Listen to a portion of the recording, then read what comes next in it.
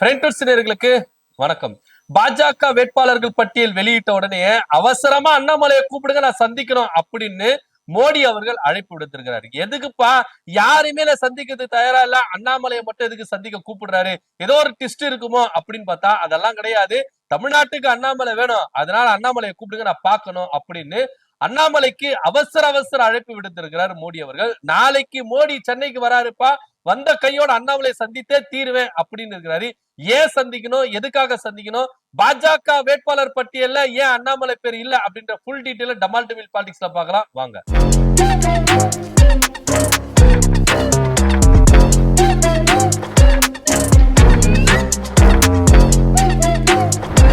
தேர்தல் களம் ரொம்ப பரபரப்பா போயிட்டு இருக்கிற சூழ்நிலையில நாளைக்கு சென்னைக்கு மோடி அவர்கள் வராரு.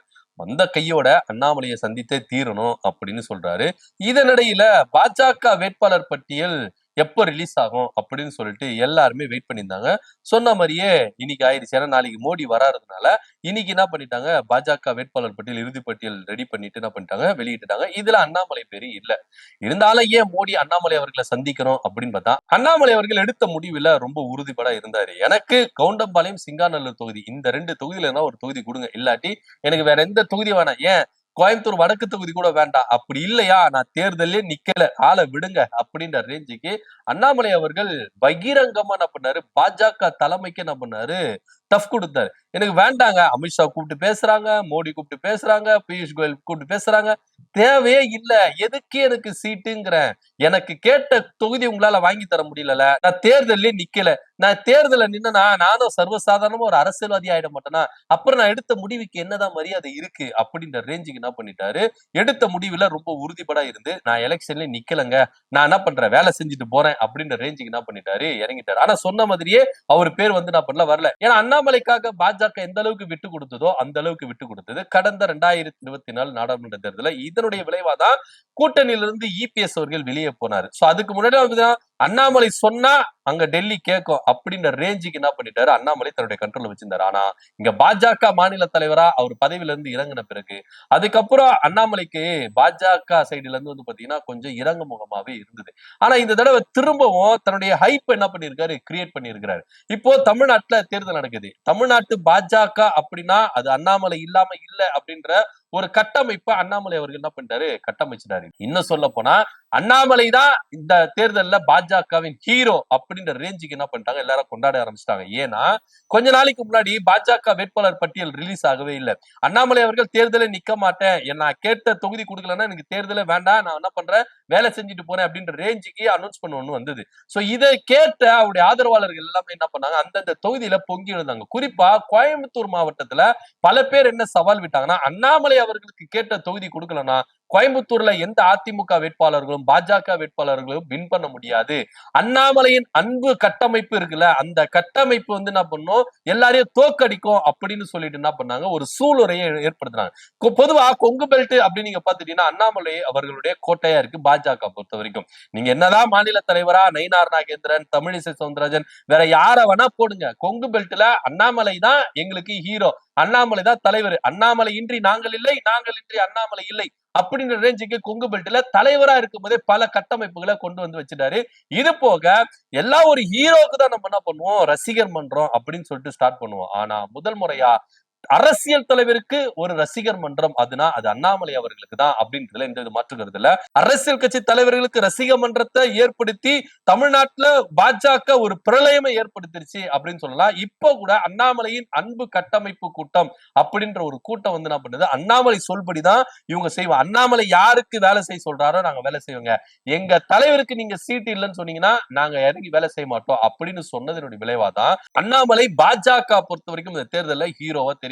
அண்ணாமலை அவர்கள் இறங்கி வேலை செய்ய சொன்னதா இவங்க வேலை செய்வாங்க. இது கொங்கு பெல்ட்ல மட்டும் தானா அப்படிலாம் கிடையாது, திருநெல்வேலியில இருக்கு, மத்த எல்லா இடத்துல பரவி இருக்கிறாங்க அண்ணாமலையுடைய ஆதரவாளர்கள். சோ அண்ணாமலையுடைய ஆதரவாளர்கள் நினைக்கிறதா அவங்களுக்கு இறங்கி வேலை செய்யறாங்க. இப்போ உடனே அண்ணாமலை அவர்கள் தேர்தலில் நிக்கல, நான் வந்து எலெக்ஷனுக்கு போல, நான் வேலைகளை மட்டும் செஞ்சுக்கிறேன், பிரச்சாரம் மட்டும் செஞ்சுக்கிறேன்னா இவங்க யாருமே என்ன பண்ண மாட்டாங்க. அண்ணாமலை ஒரு வார்த்தை சொல்லிட்டு யாரும் இறங்கி போய் வேலை செய்யாதீங்கப்பா அப்படின்னு சொல்லிட்டாருன்னா யாரும் போய் இறங்கி வேலை செய்ய மாட்டாங்க. அது பாஜக வேட்பாளர்களே இருந்தாலும், அந்த தொகுதியில் அமித்ஷாவே நின்னாலும் அவங்க இறங்கி வந்து என்ன பண்ண மாட்டாங்க, வேலை செய்ய மாட்டாங்க. அண்ணாமலை சொல்படிதான் இவங்க எல்லாருமே கேட்பாங்க அப்படின்ற ஒரு கட்டமைப்பு என்ன பண்ணாங்க, கொண்டு வந்துட்டு வச்சிட்டாங்க. உதாரணத்துக்கு தமிழ்நாட்டுல மோடி அவர்கள் வந்திருக்கிறாரு, அமித்ஷா அவர்கள் வந்திருக்காங்க, பாஜகவின் மேல்மட்ட தலைவர்கள் எல்லாருமே வந்திருக்காங்க. ஆனா அண்ணாமலை அப்படின்ற ஒரு பேருக்கு இருக்கிற பவரு, அந்த பேருக்கு இருக்கிற ஈர்ப்பு, அந்த பேருக்கு இருக்கிற கைத்தட்டல் விசில் இருக்குல்ல, இது யாருக்கு வரும்? அமித்ஷா பேர் சொல்லும் போதே இங்க யாருமே கைத்தட்டல, விசில் அடிக்கல, எதுவுமே ஆர்ப்பரிக்கல. அண்ணாமலை அப்படின்னு சொன்ன உடனே அந்த கூட்டமே அதிர்ந்ததுல, அதுதாங்க இங்க அண்ணாமலையுடைய பவரு அப்படின்னு தெரிஞ்சுக்கோங்க அப்படின்னு சொல்லிட்டு டெல்லிக்கே டெல்லிக்கே அண்ணாமலை யாருன்னு விளங்க வச்சுதான் கடந்த கால கூட்டங்கள்ல எல்லா தெளிவா பார்த்தோம். அப்படி இருக்கும் பொழுது டெல்லி பாஜகவே என்ன நினைச்சதுன்னா, அண்ணாமலைக்கான ஒரு இடம் தமிழ்நாட்டுல பாஜகவுல இருக்குதுப்பா, அந்த தங்கத்தை நம்ம என்ன பண்ணக்கூடாது, இழந்துடக்கூடாது, அந்த தங்கத்துக்கு சீட்டு கொடுங்க, சீட்டு கொடுக்கலன்னா பரவாயில்ல, அந்த தங்கத்தை நம்ம கூட வச்சுக்கணும், அதை ஒருபோதும் நம்ம என்ன பண்ணக்கூடாது, இழக்க கூடாது அப்படின்னு ரேஞ்சுக்குதான் அண்ணாமலை அவர்கள் எந்த அளவுக்கு டஃப் கொடுத்தாலும் அந்த அளவுக்கு இவங்க என்ன பண்றாங்க, பொறுத்துட்டு தான் போறாங்க. இந்த தேர்தல்ல கூட இப்ப நீங்க பாஜகவை ஒரு விஷயத்த மட்டும் நல்லா எடுத்துக்கோங்க, இதுவரைக்கும் பாஜகவுக்கு அந்த அளவுக்கு நெருக்கடி கொடுத்திருக்காங்களா? இல்ல வாலண்டியா போயிட்டு ஒரு ஆளை வந்து நீங்க வந்துதான் ஆகணும், வந்துதான் ஆகணும், வந்துதான் ஆகணும்னு சொல்லிட்டு பாஜக ஒரு மனுஷன் அந்த அளவுக்கு இடத்துல வச்சு பார்த்திருக்குதா அப்படின்னா கிடையவே கிடையாது. ஓபிஎஸ் அவர்களை பாத்துக்கோங்களேன், கூட்டணிக்கு வாங்க வாங்கன்னு கூப்பிட்டாங்க, அதுக்கப்புறம் அவங்களை மதிக்கவே இல்லை. எப்பா நீ போப்பா, திமுக போறிய, எங்க போறிய போப்பா அப்படின்னு சொல்லிட்டு விட்டுட்டாங்க. ஆனா அண்ணாமலையை மட்டும் விடவே இல்லை பாஜக. அண்ணாமலையே நான் கட்சி விட்டு வெளியே போனாலும் கையை பிடிச்சி நீ வெளியெல்லாம் போக கூடாது, உள்ளதான் வாங்க அப்படின்ற இழுக்கிற ரீதிக்கு பாஜக இருக்குது அப்படின்றது கலை யதார்த்தமா இருக்குது. அண்ணாமலை அவர்களுக்கு சீட் இல்லையா, அவர் அதிருப்தியில இருக்கிறாரா, கூப்பிடுப்பா அவரை அப்படின்னு சொல்லிட்டு பியூஷ் கோயல் முதற்கொண்டு, அமித்ஷா முதற்கொண்டு எல்லா மேல்மட்ட தலைவர்களும் கூப்பிட்டு பேசியாச்சு. ஆனா அண்ணாமலை விடாப்பிடியா இருக்கிறாரு. எனக்கு நான் கேட்ட தொகுதி தரல, நான் தயவு செய்து எலெக்ஷன்ல நிக்கல, என்ன ஆளை விட்டுடுங்க அப்படின்னு சொல்லிட்டு விடாப்பிடியா இருந்தாரு. இருந்தாலும் பாஜக எந்த அளவுக்கு இறங்கி வரணுமோ அந்த அளவுக்கு இறங்கி வந்தது. இருந்தாலும் எடுத்த முடிவுல நான் உறுதியா இருக்கேன், மத்தவங்க மாதிரி நான் கிடையாது சார், என்ன நான் இப்படிதான் சார், அப்படி புரிஞ்சுக்கோங்க சார் அப்படின்ற ரேஞ்சுக்கு அவர் இதுவரைக்கும் 27 வேட்பாளர் பட்டியல் ரிலீஸ் ஆச்சு, அவர் பேர் இல்லவே இல்லை. ஆனா இருந்தாலும் நான் பாஜகவுக்கு வேலை செய்வேன், நான் தலைவர் மோடி, அமித்ஷா அவங்களுக்காக நான் வேலை செய்வேன் அப்படின்னு ரேஞ்சுக்கு என்ன பண்றாரு, இறங்கி வேலை செய்யறாரு. இந்த பண்பு தான் டெல்லி பாஜகவை அதிர வைத்தது. அதனாலதான் நாளைக்கு சென்னைக்கு வர மோடி அவர்கள் மிக முக்கியமா அண்ணாமலை மட்டும் சந்தித்து பேச போறதா ஒரு தகவல் இருக்கு. இதை தவிர்த்துட்டு தமிழ்நாட்டுல இருக்கிற பாஜக தலைவர்களையும் லெப்ட் ரைட்னு வாங்க போறாரு அப்படின்ற ஒரு பேச்சும் இருக்கு.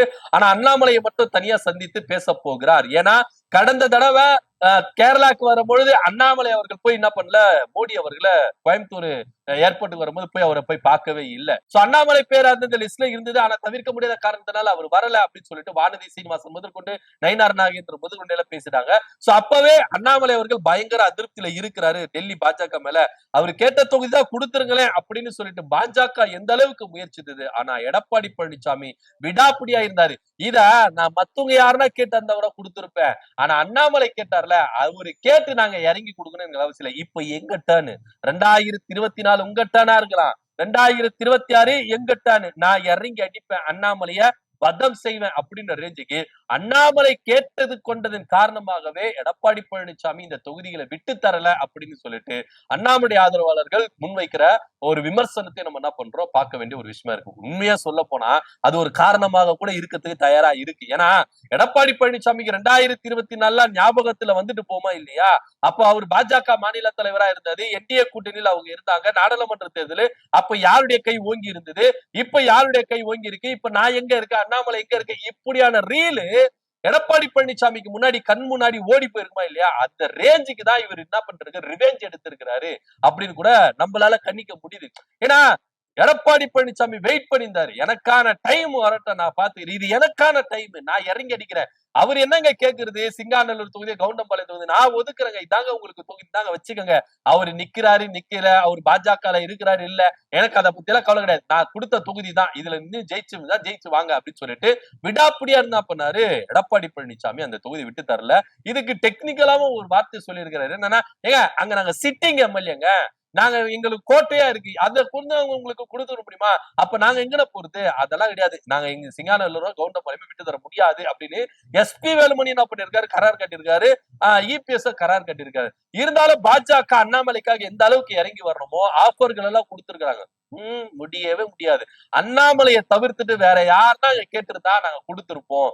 இந்த அளவுக்கு அமித்ஷாவோ மத்தவங்களை இறங்கி வந்து கேட்கும்போது நாங்க கொடுக்காம இருப்போமா? ஆனா அண்ணாமலை கேட்டாரு, நாங்க இறங்கி வந்தா அண்ணாமலை கை ஓங்கிடும், அப்ப நாங்க டம்மி ஆயிடுவோம் அப்படின்னு ரேஞ்சுக்காகவே பாஜகவை அல்லல் பட விட்டு எடப்பாடி பழனிசாமி அப்படின்றதுல எந்த மாற்று கருத்து இல்ல. ஆனா இருந்தாலும் டெல்லி பாஜக எந்த அளவுக்கு இபிஎஸ் கிட்ட முயன்றாங்க எனக்காக அப்படின்ற ஒரு பட்சத்துல எனக்கு நின்ன அந்த தொகுதியில நிப்ப இல்லாட்டி நிக்க மாட்டேன் அப்படின்னு சொன்ன காரணத்துக்காக அவர் தேர்தல் இருந்து பண்ணிருக்காரு, பேக் அடிச்சிருக்காரு. இதனாலே சென்னைக்கு வர மோடி அவர்கள் அண்ணாமலையை சந்திச்சு சமரசம் பண்ணி அவரை எப்படியாவது திரும்பவும் தேர்தல்ல கொண்டு வரணும் அப்படின்ற ஒரு முனைப்புல அவர் செயல்பட போறதா ஒரு தகவல் இருக்கு. இருந்தாலும் அமித்ஷா சொல்லியே கேட்காத ஒரு மோடி சொல்லியா கேட்க போறாரு.